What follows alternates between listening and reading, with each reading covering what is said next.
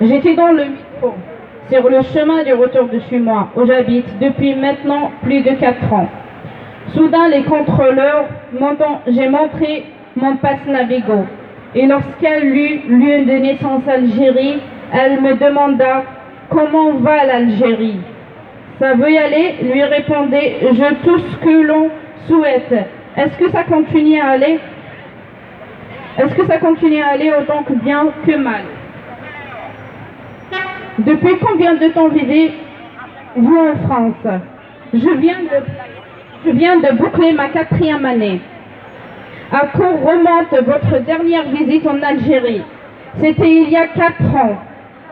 Elle me fixa en souriant, il me dit lequel des deux aimez-vous le plus, l'Algérie ou la France? La différence que j'ai fait entre l'Algérie et la France est exactement celle que j'ai fait entre ma mère et mon épouse. Mon épouse, je l'ai choisie. Je suis tombée sous son charme. Je l'aime. Je suis amoureux. Mais elle ne peut pas, en aucun cas, me faire oublier ma mère. Je n'ai pas choisi ma mère, mais je sais ce que je lui appartient. Je me sens bien que dans ses bras. Je ne pleure que sur son épaule. Elle me rend mon passe Navigo, me fixa avec étonnement, puis me dit on entend souvent dire que la vie est très difficile en Algérie. Comment vous pouviez-vous aimer autant que ce pays? Vous voulez dire ma mère? Elle sourit et dit supposons le. Ma mère est peut-être pauvre. Elle n'a pas de quoi me payer mes soins, encore moins les honoraires du médecin. Mais la tendresse de son gérant quand elle me tire et la chaleur de son cœur lorsque je suis dans ses bras suffisent à me guérir. Suffisent à me guérir, pardon. Décrivez-moi l'Algérie. Elle n'a pas la beauté blonde, mais la vie de son visage vous épaise. Elle n'a pas les yeux bleus, mais sa vie vous met en sécurité. Ses vêtements sont simples, mais elle porte dans ses plis bonté et miséricorde. Elle ne se part pas d'or et d'argent, mais elle porte à son cou un collier d'épées de blé, dont elle nourrit toute la famille.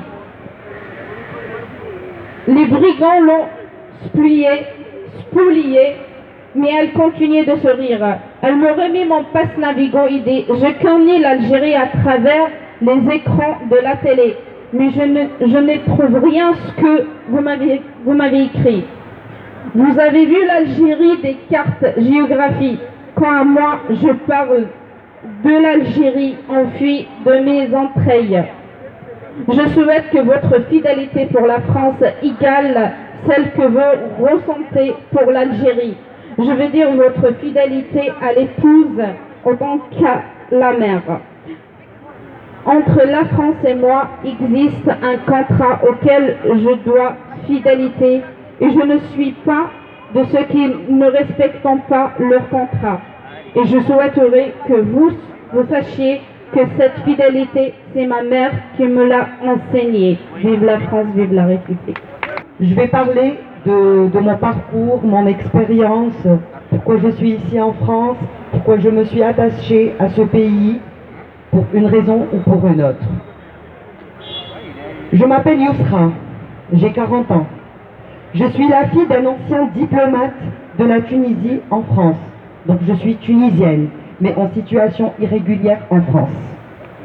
En Tunisie, j'étais un personnel navigant commercial. Je suis licenciée et qualifiée en aéronautique et je parle 3 langues. Suite au décès de mon père, j'ai fui mon pays natal et cela fait déjà 8 ans presque. C'est pas fini. En 2016, je me suis aperçue que je suis atteinte d'un cancer. J'ai été opérée 2 fois et je suis encore en période de rémission qui dure plusieurs années suite au rapport médical. J'ai déposé un dossier, mais il est resté suspendu depuis 2018 sans réponse. Malgré tout ça, j'ai travaillé et j'ai travaillé dur. Sans être déclaré, je me suis fait exploiter. J'ai travaillé dans la restauration, dans le bâtiment, travaux publics, garde d'enfants, coiffure, etc. Enfin, j'ai fondé une famille et depuis le 19 décembre 2019, je suis devenue une maman d'un bébé qui est né sur le sol français. J'ai toujours habité chez des marchands de sommeil, vu ma situation irrégulière. Et pourtant, j'ai payé mes loyers, mes factures d'électricité et d'internet. Je suis en train de régulariser mon dossier pour les impôts. Je voudrais dire aux autorités françaises que nous vivons ici, nous travaillons ici, nous avons fondé des familles ici, notre vie est ici. Régularisez-nous notre situation afin d'évoluer dans la société française, ensemble pour notre régularisation et intégration.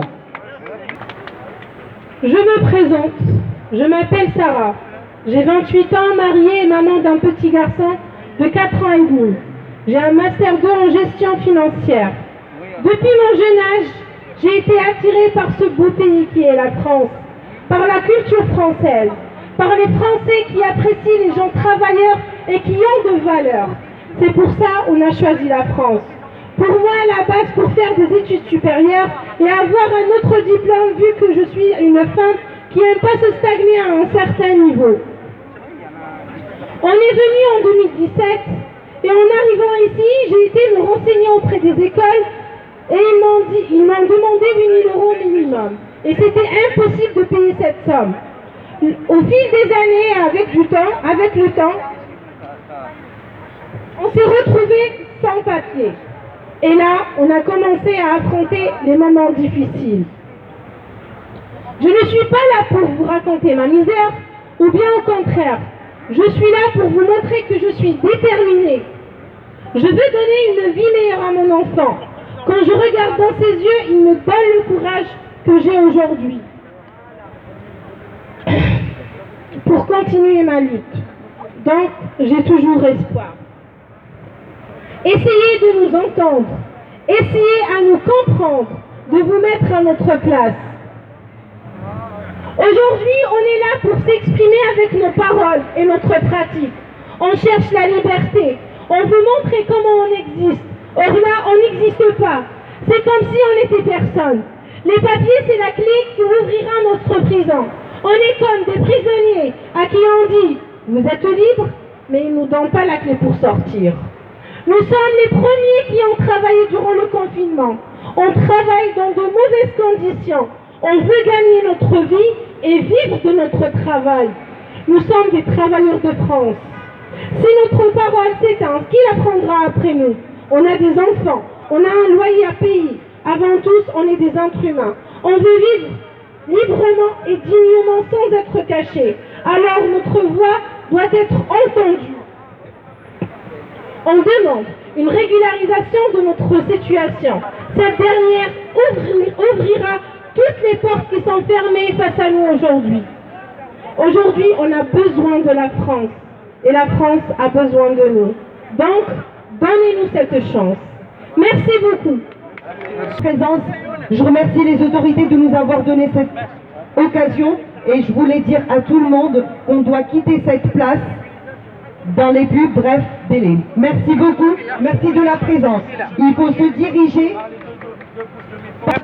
J'invite tout le monde à quitter cette place à ma gauche, parce que les autres bouches de métro qui